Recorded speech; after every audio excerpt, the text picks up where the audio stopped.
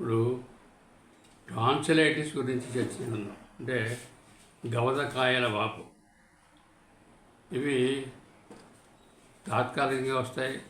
అవి కొన్నాళ్ళకి క్రానిక్ అయిపోయి చాలా బాధపడతాయి. ముందుగా తాత్కాలికంగా వచ్చే వాపులకి మందుల గురించి చర్చించుకుందాం. చల్లగాలి తగడం వల్ల వాపు ఎక్కువై గొంతుగా ఎర్రగా ఉండి ఒడిబారిపోయి ఉండి గాబరాగా ఉంటుంది. జ్వరం కూడా వస్తూ ఉంటుంది. దీనికి ముందుగా ఎకనేట్ 30లో రోజుకి 3 సార్లు చొప్పుని కొన్నాళ్ళు వాడవలసి వస్తుంది.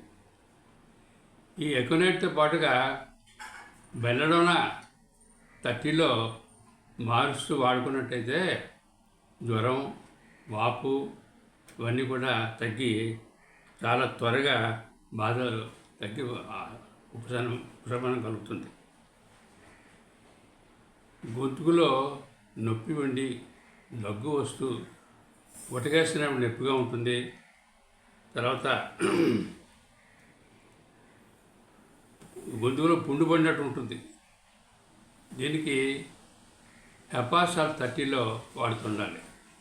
ఈ పై చెప్పిన మందులు అనగా ఎగనేటు, బెల్లడోనా, ఎపార్సల్ఫ్ ఈ 3 ఆల్టర్నేటివ్స్ వాడినట్టయితే తాత్కాలికంగా వచ్చే టాన్సిలైటిస్ అన్నిటికీ కూడా, అంటే గవదకాపులు అంటే వాపులు అన్నిటికీ కూడా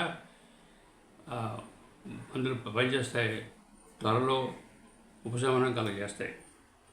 ఇంకా దీర్ఘకాలికంగా ఉండే టాన్సిలైటిస్కి చర్చించుకున్నాం. నోటు నుండి ఎక్కువ లాలాజలం అవుతుంది.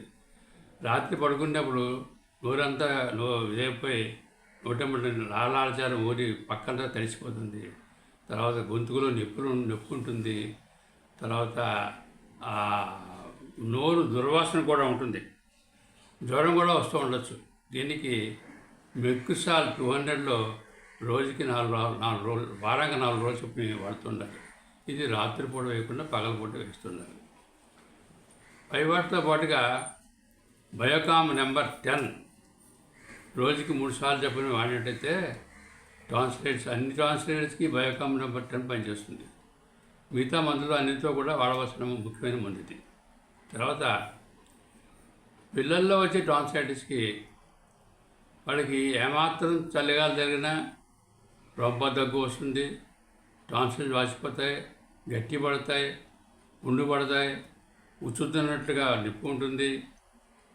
ఈ క్రానిక్ అయిన ఈ టాన్సిలైటిస్ క్రానిక్ అయినట్టు వాళ్ళకి చెవులు కూడా రావడానికి వీలుంది. ఈ పిల్లలు సరిగ్గా ఎదగరు.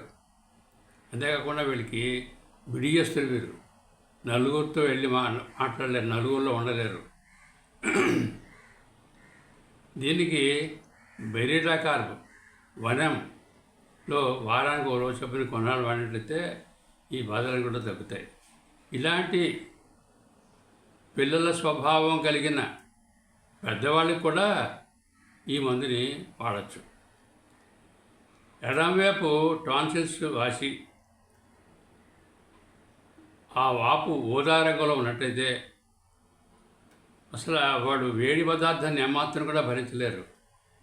అంతేకాకుండా నెక్టై కానీ కాలర్ బ్యాండ్ కానీ లూజ్గా ఉండాలి, గట్టిగా ఉండాలి. న్యూగా ఉన్నట్టయితే వాడికి ఊపిరందదు.